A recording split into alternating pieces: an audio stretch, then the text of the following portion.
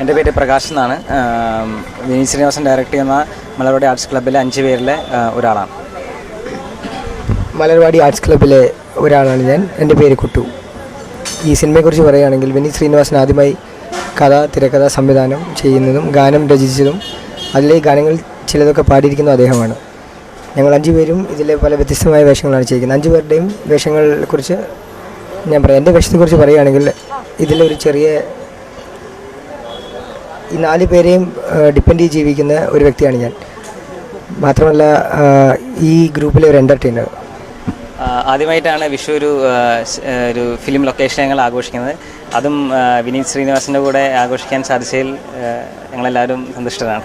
ഇത്തവണ ആദ്യമായി മലയാള സിനിമയുടെ സെറ്റിൽ വെച്ച് വിഷു ആഘോഷിക്കാൻ പറ്റിയ ഒരു ത്രില്ലാണ്. അതിലെന്തെല്ലാണ് ആദ്യമായി അത് വിഷു കൈ നീട്ടാൻ വിനീതൻ്റെ കയ്യിൽ നിന്നാണ് അന്നത്തെ ദിവസം ആദ്യമായിട്ട് കിട്ടിയത്. എങ്ങനെയാണ് നിങ്ങൾ സെലക്റ്റഡ് ആയത് വിനീത് ശ്രീനിവാസൻ്റെ? ഓഡിഷൻ വഴിയാണ് നമ്മളെ സെലക്ട് ചെയ്തത്. നമ്മളാദ്യം ആപ്ലിക്കേഷൻ അയച്ചു, അതിൻ്റെ ഇൻ്റർവ്യൂ ഉണ്ടായിരുന്നു, പിന്നെ ഓഡിഷനിലെല്ലാം കുറേ ടെസ്റ്റിംഗ് കാര്യങ്ങളുണ്ടായിരുന്നു. ശേഷമാണ് ഞങ്ങൾ സെലക്ട് ചെയ്തത്. അപ്പോൾ ഇൻ്റർവ്യൂവിൽ ഒരുപാട് പേര് വന്നിട്ടുണ്ടാവില്ല. നിങ്ങൾ 7 പേരെ സെലക്ട് ചെയ്യണമെങ്കിൽ അതിൻ്റെ സംവിധാനവും കഥാകൃത്തുമായ വിനീത് ശ്രീനിവാസൻ നിങ്ങളിൽ നിന്ന് എന്തെല്ലാമൊക്കെയാണ് പ്രതീക്ഷ, അതൊക്കെ വിനീത് ശ്രീനിവാസൻ നൽകിയിട്ടുണ്ടോ? നൽകാൻ ശ്രമിച്ചുകൊണ്ടിരിക്കുകയാണ്, ഇപ്പോഴും ശ്രമിച്ചുകൊണ്ടിരിക്കുകയാണ്. അത് നൽകിയെങ്കിലും പുള്ളി മേടിച്ചു കൊടുത്തോളും. ഈ പടം പ്രേക്ഷകർ വലിയൊരു വിജയമായിട്ട് കാണണം. ഈ സിനിമ പ്രേക്ഷകർക്ക് എന്നും ഒരു മറക്കാൻ പറ്റാതെ ഒരു വിനീത് ശ്രീനിവാസൻ്റെ തുടക്കക്കാരിലാവുമോ? തീർച്ചയായിട്ടും ഫിലിം ഒരു ട്രെൻഡ് സെറ്റർ ആയിരിക്കും എന്നുള്ള കാര്യത്തിൽ യാതൊരു സംശയമില്ല. ഇത്ര നല്ല നിങ്ങൾ ഈ കഥാപാത്രത്തിൽ ആരുടെ കഥാപാത്രമാണ് ഏറ്റവും കൂടുതൽ ഇഷ്ടം നിങ്ങൾക്ക്?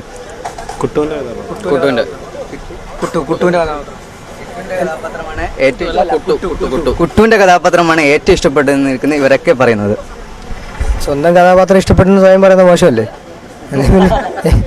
പിന്നെ ഞാൻ എന്നോട് ചോദിക്കുകയാണെങ്കിൽ എനിക്ക് പ്രകാശിൻ്റെ ഇഷ്ടമാണ്, പുരുഷൻ്റെ ഇഷ്ടമാണ്, പ്രവീണിൻ്റെ ഇഷ്ടമാണ്, സന്തോഷിൻ്റെ ഇഷ്ടമാണ്. അങ്ങനെയല്ലല്ലോ, ഇവരെല്ലാവരും പറയുന്നുണ്ടല്ലോ കുട്ടുവിൻ്റെ ആണ്, ഒരാൾ മാത്രമല്ലല്ലോ പറയുന്നത്. അപ്പം പൊതുവെ തമാശകളും ഒക്കെ ആയിട്ട് കൂടി കിടക്കുന്ന ഒരാളാണ്. അപ്പോൾ ആ തമാശ പറയുന്ന എല്ലാവരെയും ഇഷ്ടമായിരിക്കില്ല ബാക്കിയുള്ള എല്ലാവരും.